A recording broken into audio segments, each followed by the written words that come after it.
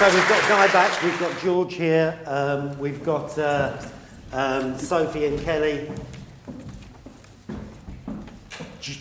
Graham somewhere with a microphone. We've got a roving camera as well, so hands up, who would like to ask first question? The question for Guy. Guy's social value has been with us for 10 years now. I think, so as we saw today morning, the strategic way of working, which is net zero and stuff, we are working as suppliers to address that. But the social value is much more local. So in most cases, the strategic objectives and the local objectives that we need to serve doesn't normally tie up, but the obligation still sits with us. What's your view on that? That's question number one. As you mentioned, CSR versus local issues.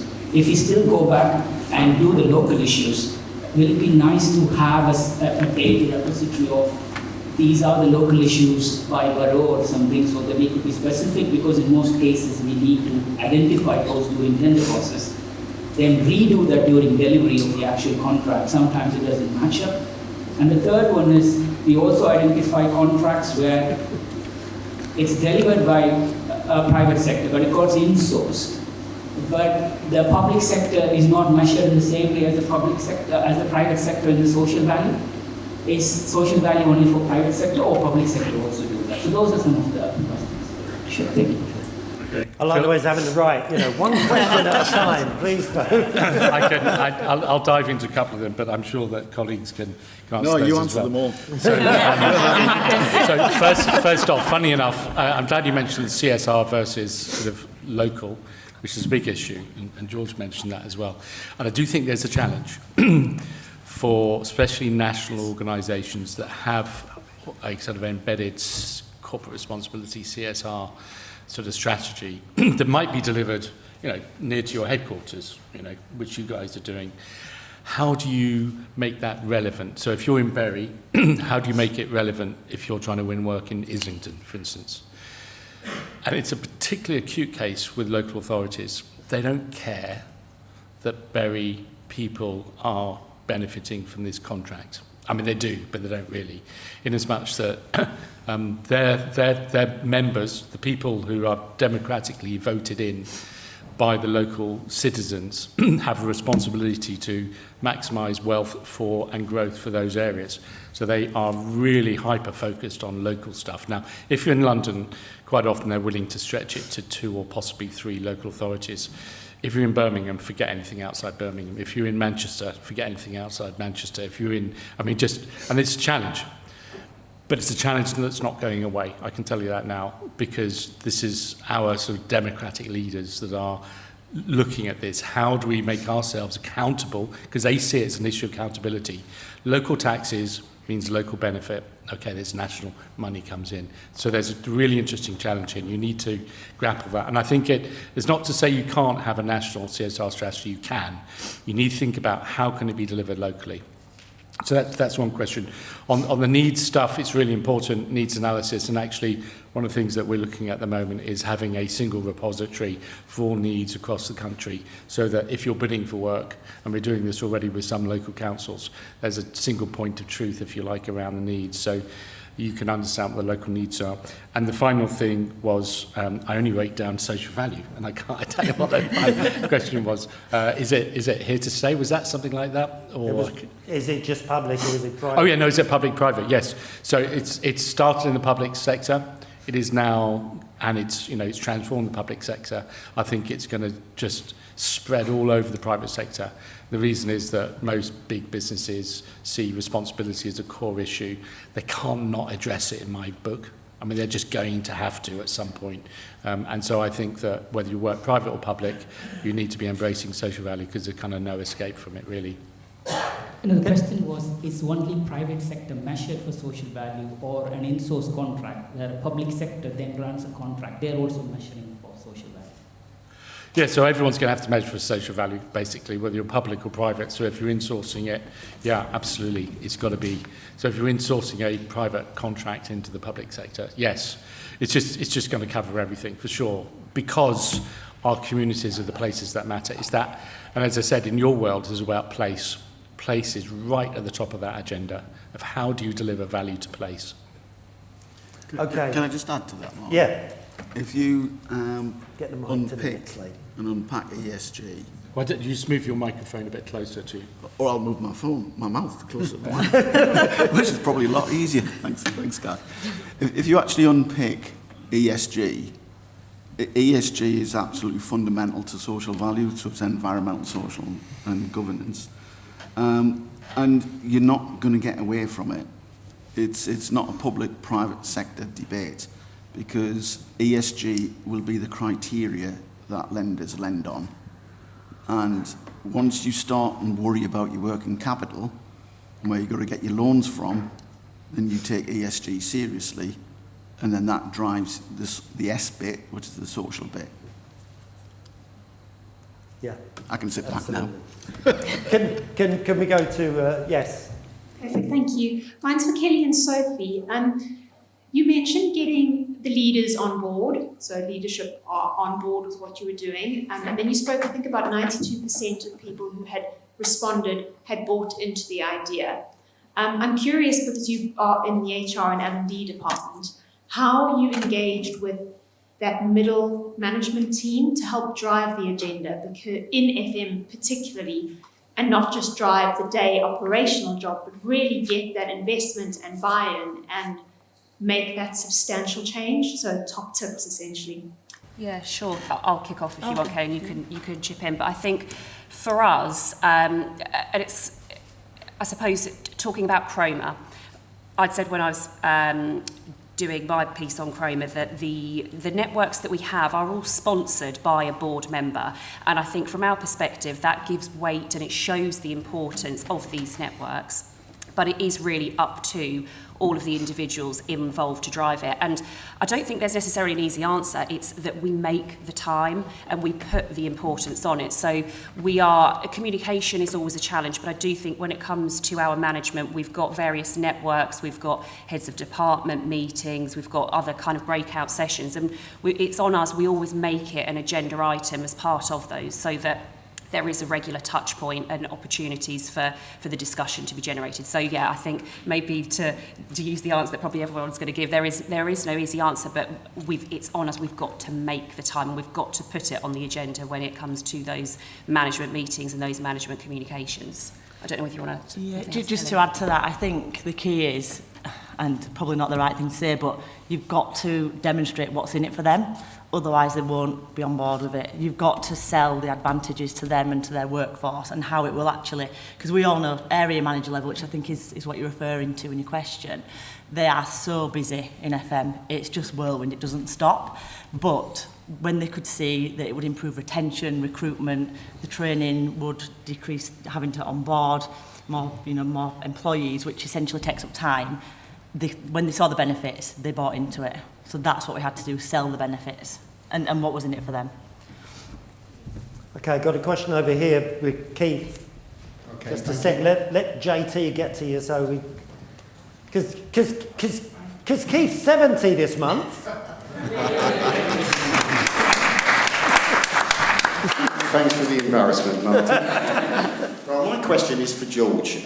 George, very inspiring to hear about the app. Really quite excited about that. But knowing how the technology doesn't always work as we want it to, how did you get down to the lower paid workforce and get them to be engaged in it? And what did you have to overcome to get everybody to sort of participate? Trying to work out all the questions, Keith. Okay, so in terms of challenges, the biggest challenge was inertia at group level and getting them to, you're talking pennies in the rounds of the business, getting them to understand that there was a value in that communication platform, and that took about 4 months, which could have taken 4 days. If they just said, yeah, which they eventually did because I'm a persistent bugger. So that was the biggest challenge. In terms of getting to the workforce engagement piece, that was kind of easier because we'd done the roadshows. I'd done the whole day in front of 90-odd% of my workforce, and I was reacting to their summary, which was internal comms needed to change. And I would say everybody's got that challenge here. internal comms, you think it's good, but it's not. It's pretty rubbish when you're a cleaner on the ground floor or a site supervisor. So basically, we then did what these ladies are suggesting. We just went out there, created user groups, champion groups, but we put the workers in the middle of it and made them the champions. So that's what we did. But it's common sense, Keith. Not all of them can use an app, can they? You'd be surprised. It's a fair point. There's a couple of things that really surprised me. The one thing that was a pushback from the group was, well, you're going to have to pay people to use their own phones. Not a single person, not one single cleaner asked if they could be recompensed for their phone. Not a single person. We've got a mindset that's pretty rubbish at times in terms of looking at these people on the ground floor, and you need to challenge your own mindset.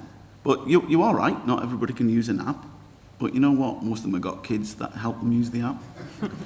But I think it's important that you don't see it as the only channel. It's not. It's one. We still have newsletters. We still have bits of emails. We still have toolbox talks. We'll be doing roadshows later on this year. It's just a channel. It's not the answer. It plugs a lot of gaps. Can I ask, George? Because I mean, this is a challenge that we've always had. When you've got cleaners and guards scattered out there to the four winds, and they haven't got company email addresses, and they haven't got company phones. How do you communicate with them? And it used to mean lots of driving around for your regional guys. And I always threw back that same thing, but they've all got phones because they're all tweeting about Strictly Come Dancing and Love Island and what have you. But what I get thrown back at me is, but we can't put business stuff on their phones because of GDPR and client confidentiality, and someone might talk about shifts, and if it's not on a phone that we own, what about the data? How do you get around all that stuff? Okay, another mindset thing, right? When we're rolling out the app, the pushback I got from the group, and we're a serious group, we make 15 million quid a year profit, we're not a small organisation. And it's what are you doing giving the cleaners and the site supervisors your email address? You'll get inundated with rubbish. And what you're doing giving them your telephone number, you'll get inundated. So we've had that app for 18 months and I've not had one abusive email. I've not had one misuse of my telephone call, because actually, you know what? You can trust these people. And getting that trust out is just so important. Servest, again, huge organisation. You must have had that challenge.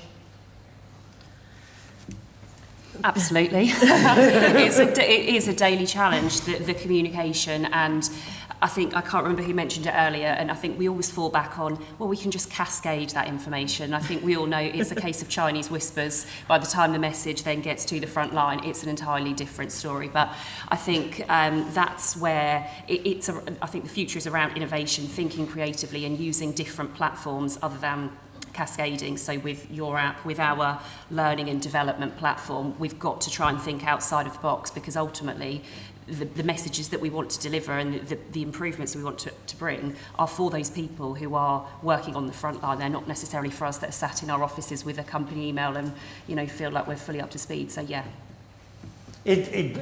Sorry, okay, there's a hand up the back there while mic and camera are going. Let me just...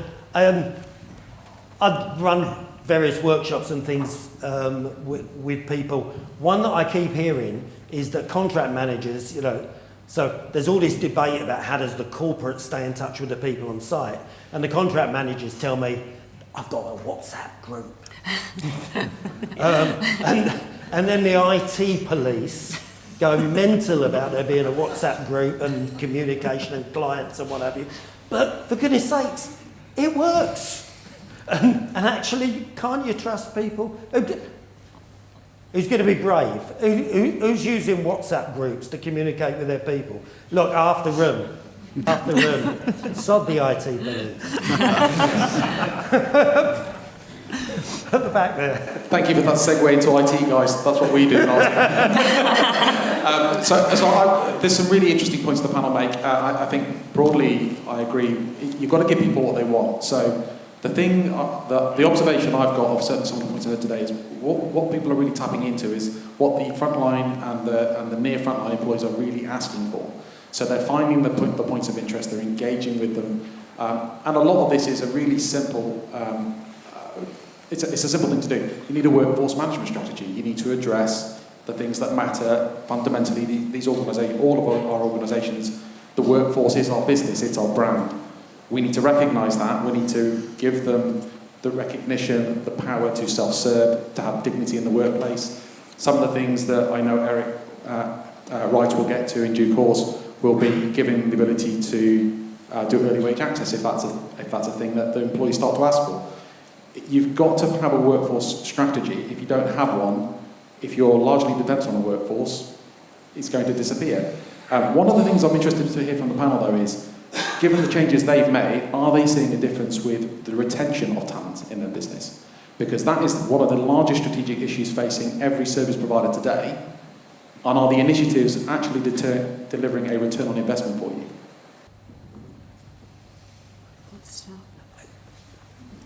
I mean, clearly, you are bang on. That is one of the ultimate reason we want to put these strategies, we want to put these initiatives in place. The job market is as competitive as ever now. So by implementing these strategies, ultimately, we want a happy workforce, don't we? You know, we want people who want to come to work and do the job. And I think with those initiatives like Chroma and the One, we are encouraging people, whatever their background, whatever their beliefs, to come forward and put their ideas forward. So yeah, with you 100% on the strategy. And for us, we are on the journey. That's where we're next going to, is trying to analyse how this then impacts our retention, because that's ultimately what we want. We want to keep the good people in our business and we want those people to be happy. So that's, I don't have the answers on that, but that's where we're looking to next. Got another question down here. The Atalian piece I found really interesting. Where do you see there being a genuine impact on the senior leadership team, that diversity changing? How has that started to happen, or how long do you think that will genuinely take to be much more representative of the sector and what it's made up of? Has it had an impact yet? Probably not as much as we'd like. We're still quite early in our journey, so we embarked on this about 2.5 years ago, and then with COVID and global events, and then the Great Resignation that we've just had and that we're due to have again in Q2. We're not seeing it yet, but as Sophie said, that's the next part of our journey for us. David, you've been monitoring the online people on Hopin and social media and what have you. Any comments from there?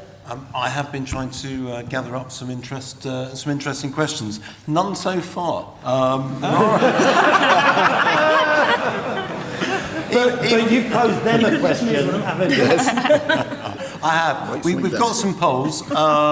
We've asked a few polls online. There's about 60 people watching online at the moment.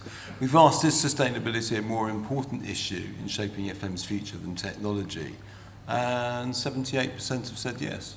78% said yes. Sustainability is more important to the future of FM than technology. Yeah, but I personally believe it's got to be harmonious. You've got to use the technology to create the sustainability. Can I ask the same question in the room? I don't know how to do it. Is sustainability more important to the future of FM than technology? Hands up.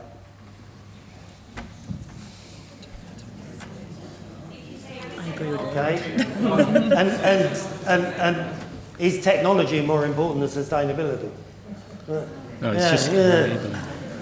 I know, it's a different, because you're going to use technology in order to be more sustainable, aren't you? So there's a relationship there. But it is interesting, given how many years in these conferences, it's always been, we've got to talk technology. Technology is the future. Technology is everything. And actually, if you ask the question, is your organisation taking enough action on sustainability?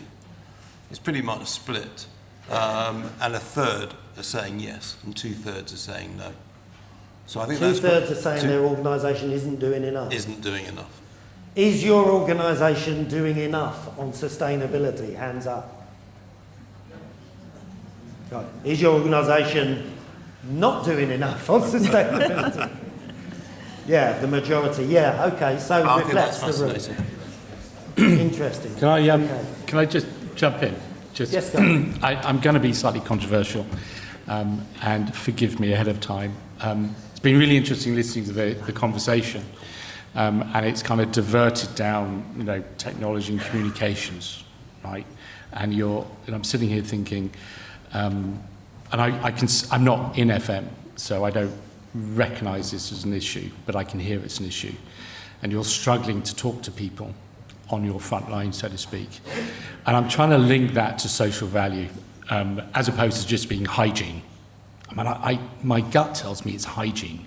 I mean, I'm thinking, it seems so obvious just to ensure everyone is talking to each other and the messages are going out. I don't see it as social value as such.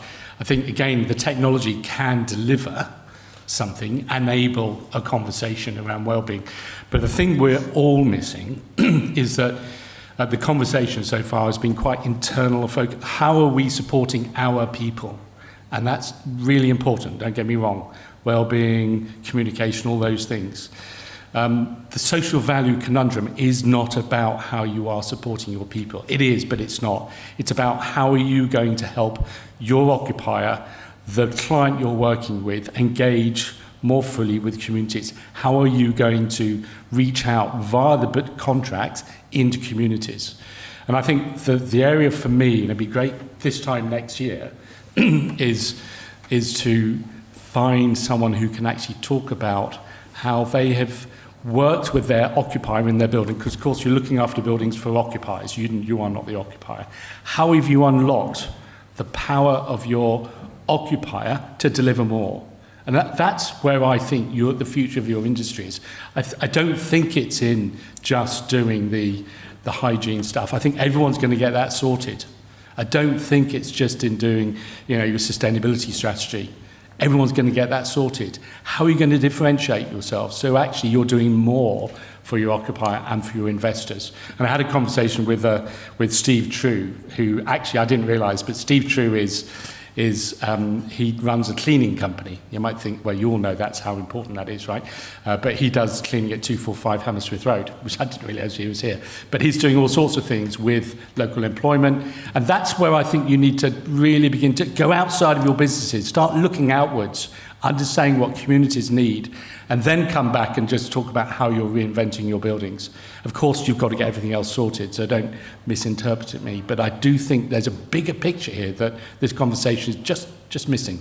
Talking of that guy, there's a question that's come in from Anthony Law, who said, how do you call out the window dressing and celebrate real success? Yeah,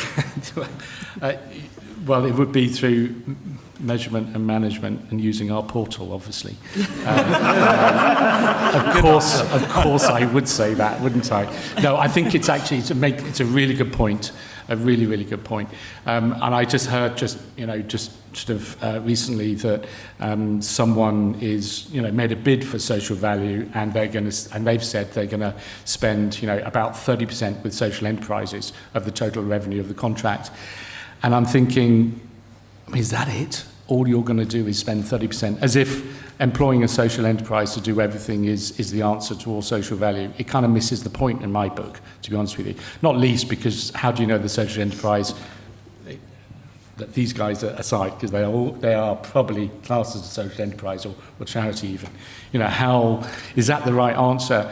So I think it's really important that that everyone is brutally transparent about what they are doing, what they promised, and what they have delivered, and where they have learnt. Now, in the public sector, you have to be. You have no choice. So we hold loads of data, and we can publish those performance, if you like. Have you met your targets? In the private sector, I think it needs to happen. I think businesses need to be held to account around social value to ensure it doesn't turn into greenwash. Yeah. And good challenge on us. We got diverted in the conversation about communication. But my throwback is that one I gave earlier on. 3.5 million employees plus their families is a big chunk of the UK population. Yeah, and we have a big influence there. I have one last question before. I'm sorry, I can only do one, and she's got the mic. Well, it's one comment and then a question. Sorry, sneaking in. We're talking about comms and the theme of gender today, and obviously we want you guys to be relatable. You use colloquialisms and terms in quite a formal setting here. But if I were, for George, if I were to meet your boss, I don't wear ties. So what would I wear? He won't mind. And the second one then, it's about the One Innovation Challenge. I found that a fantastic idea. For me, a few questions. What scale of topics were you finding coming through, into the inbox? And then how did you make that decision? Was it business need? Was there social value in that? How did you? So when we launched it the first time, we didn't have a theme or a topic. So we were on the second iteration and we're launching it tomorrow.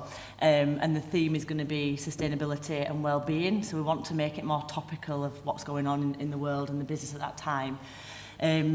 But the first one, so the winner proposed a centre of excellence across all 6 sectors within our business, and multi-skilling and cross-training, and then a digital portal to support that training. So that was the winner. The runner-up suggested to have round tables. Does it, Charlotte?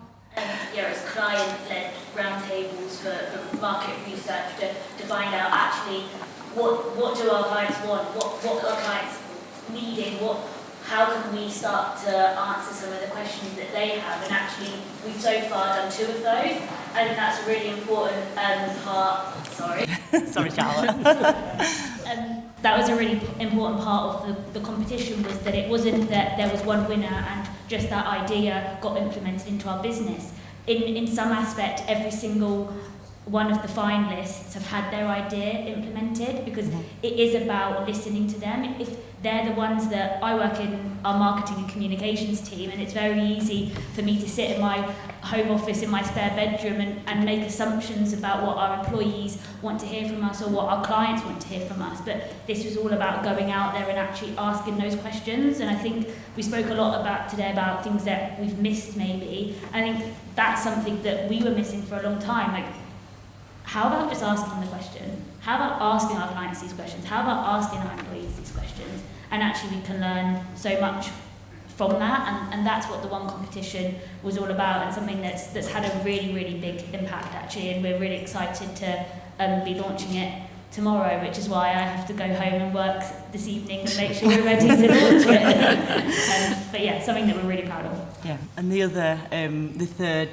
place runner-up, they came up with an idea to have a social media for the workforce, but have clubs. So if somebody's interested in gardening and there's other people in the business that are interested in gardening, they can come together on this platform and discuss that topic.